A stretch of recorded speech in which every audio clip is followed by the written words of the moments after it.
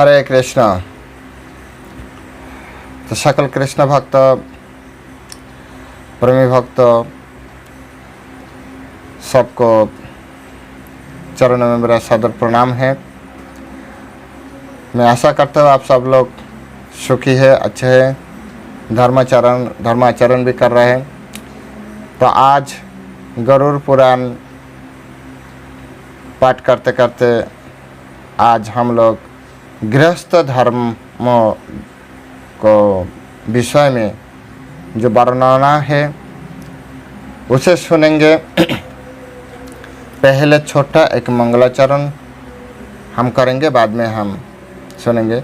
बहुत अच्छा है आज का टॉपिक से, हाँ, जो विषय वस्तु है। तो मेरा इच्छा जो आप सुनिए, अच्छा लगेगा। तो चलिए पहले हम मंगलाचरण करें। ओम अज्ञानतिमिरन्धस्व ज्ञानाञ्जना शलाकया चक्षुरुन्मिलितं येन तस्मै श्रीगुरवे नमः।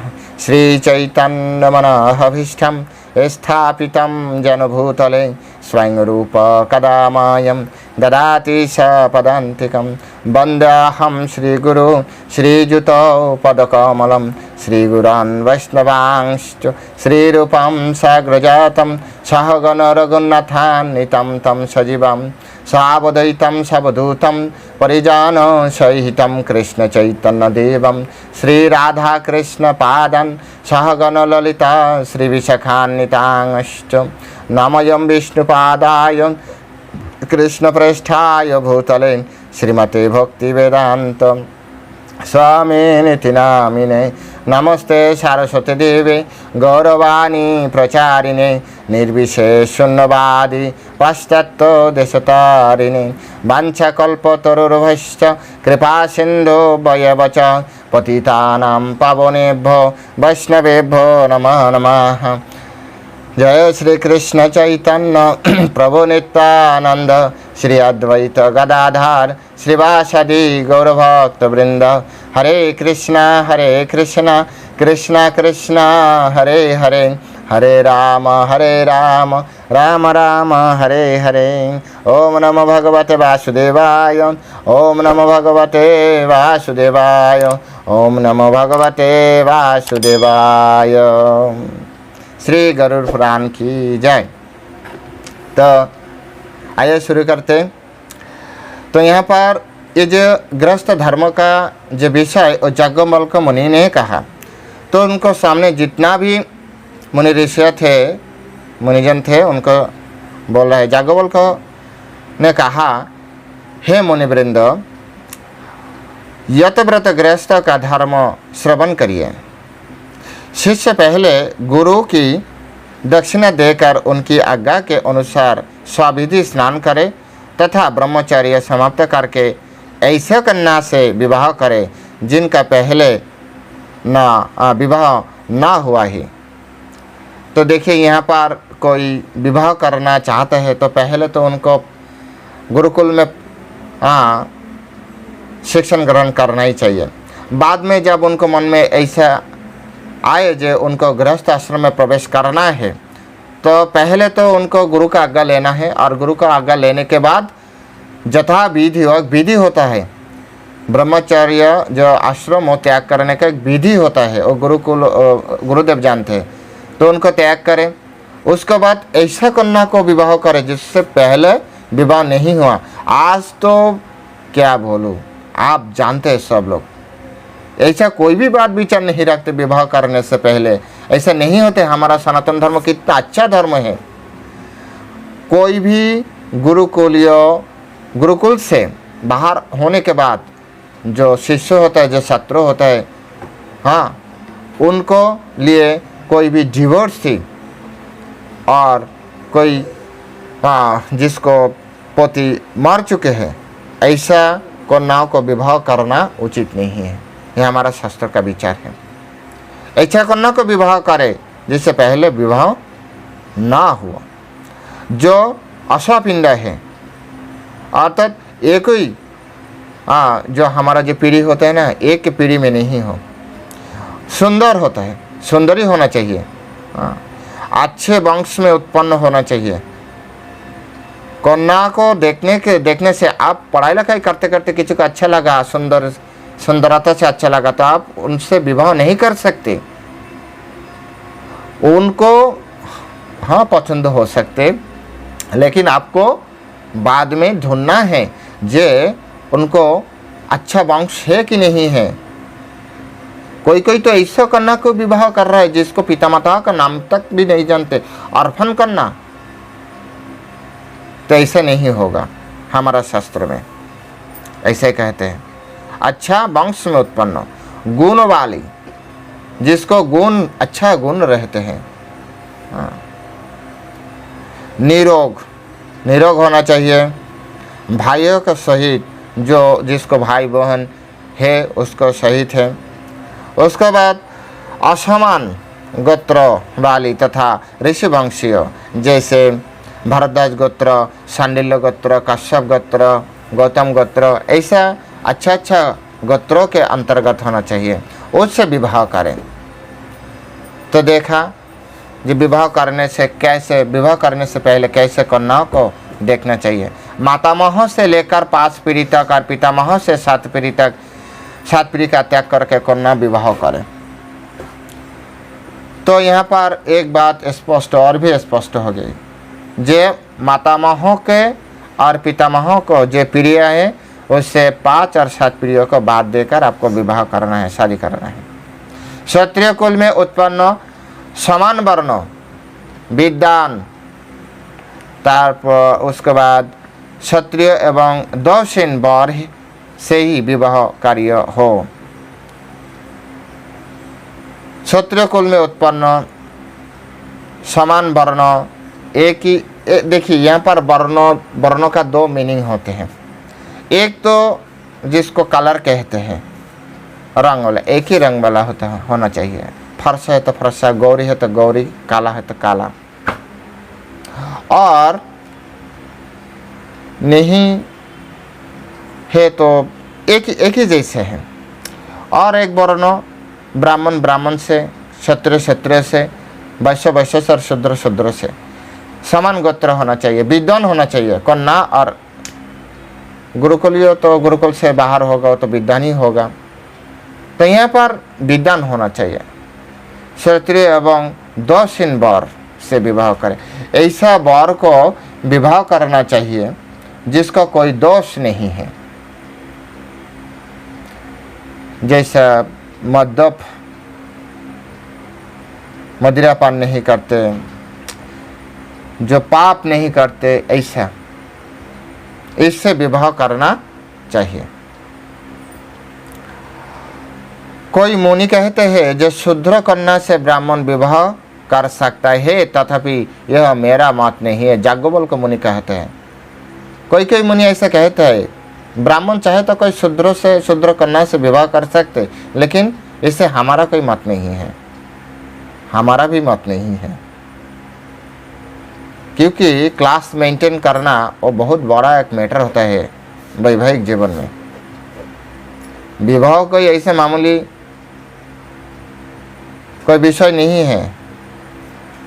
विवाह संस्कार से हमारा समाज आगे बढ़ते, तो इसीलिए विवाह से बहुत ध्यान देना है। बहुत सूक्ष्म विषय इसके अंदर है।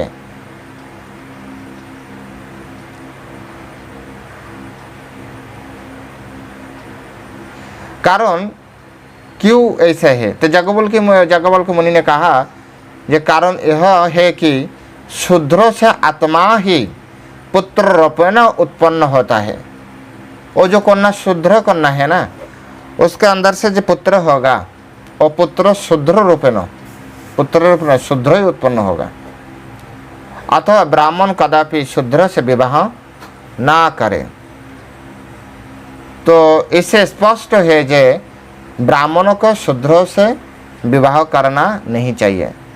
द्विजगण शूद्रों से विवाह, शूद्रा से विवाह करे, मैं इस मत के विरुद्ध हूँ। याज्ञवल्क्य मुनि 3 बार स्पष्टता से है अस्वीकार किया जे विवाह करना उचित नहीं।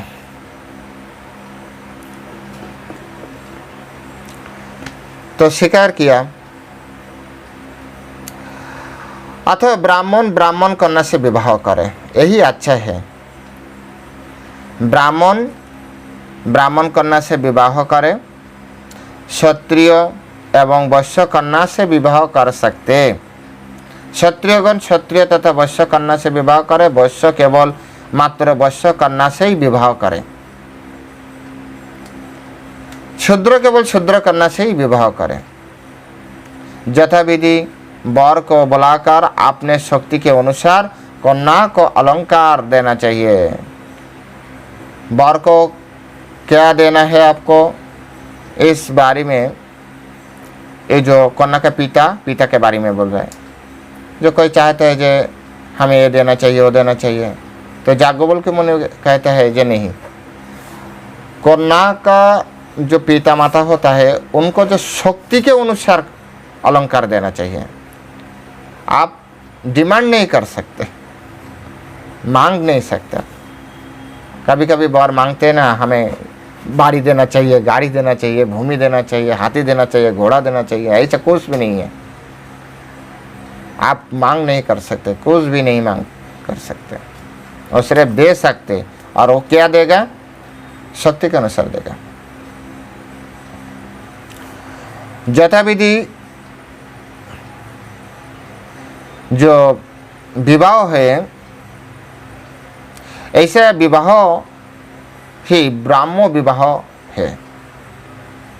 इस विवाह से पैदा हुआ पुत्र मातृकुल तथा अपने कुल की 21 पूर्व पीढ़ी को पाप तथा नरक से मुक्त कर देते हैं।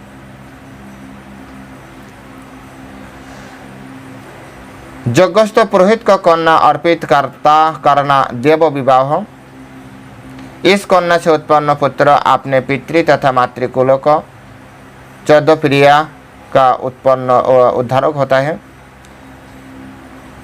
वर से दी गई 2 गौ लेकर उन गौ के बदले कन्या देना, यह आर्य विवाह है। इस कन्या से उत्पन्न पुत्र अपने पितृ तथा मातृकुल की 6 पूर्व पीढ़ियों का तथा स्वयं का उद्धार कर देता है। तुम इस कन्या के साथ धर्माचरण करो, यह कहकर जो कन्या चाहने वालों को कन्या अर्पित करे, यह प्रजापत्य विवाह है। इस विवाह से उत्पन्न पुत्र अपना तथा अपने पितृ एवं मातृकुल से 6 पूर्व पीढ़ियों का उद्धार कर सकते। धन लेकर कन्यादान को असुर विवाह कहते हैं। वर कन्या के पारस्परिक अनुराग के कारण होने वाले विवाह को गंधर्व विवाह कहते हैं। आज दुनिया में इस विवाह का ज़्यादा प्रचलन है। वर कन्या वो खुद अपना अपना पसंद से विवाह शादी कर रहा है। युद्ध करके बलपूर्वक कन्या हरण करके उसे विवाह करना राक्षस विवाह है। निर्जन स्थान में गए अथवा उन्मत्त अथवा सोई हुए कन्या को उसकी इच्छा के बिना ग्रहण करना पैशाच विवाह कहते हैं। तो ब्राह्मण, देव, आर्य और प्रजापत्य विवाह ब्राह्मण के लिए उत्तम है। गंधर्व तथा राक्षस विवाह क्षत्रिय हेतु उत्तम है। असुर विवाह वैश्य के हेतु उत्तम है और पैशाच विवाह शूद्र हेतु है। ब्राह्मण कन्या विवाह के समय केवल वर का हाथ पकड़े और क्षत्रिय कन्या बाण पकड़े, वैश्य कन्या चाबुक पकड़े। कन्यादानार्थ पहला अधिकार पिता है। यह नहीं है तो पितामह, यह नहीं है तो तब भाई, और यह नहीं है तो तब 10 पीढ़ी तक की जाति संबंधी तथा माता कन्यादान की अधिकारी होती है। और इनमें से जो कोई पतित्व आदि दोष वाले नहीं है, उनमें पूर्व वाले अधिकारियों के जगह बाद वाले अधिकारियों का कन्यादान करने का उपयुक्त पात्र माने जाएंगे। यदि इनमें से जिसका कन्यादान का अधिकार है यह निश्चित समय तक कन्या का विवाह नहीं कराता, तब उस कन्या का प्रति ऋतुकाल में उसे भ्रूण हत्या का पापभागी होना पड़ेगा। यदि उपयुक्त कन्यादान अधिकारी ना मिले तब यह कन्या स्वयंवर करे। यदि कोई ऐसा स्त्री का त्याग करता है जो दुष्टा है, तब उसका यह पति दंडनीय है। यदि कोई विवाहित स्त्री का हरण करता है, तब यह उसी दंडों से दंडित किया जाए जो चोरों को दिया जाता है। जो स्त्री अत्यंत दुष्ट है उसको त्याग कर सकते हैं। तो इसको जो अवशिष्ट अंश और काल आपको सुनने के मिलेगा, सुनते रहे, साथ में रहे। हरे कृष्ण। जय श्रील प्रभुपाद की जय।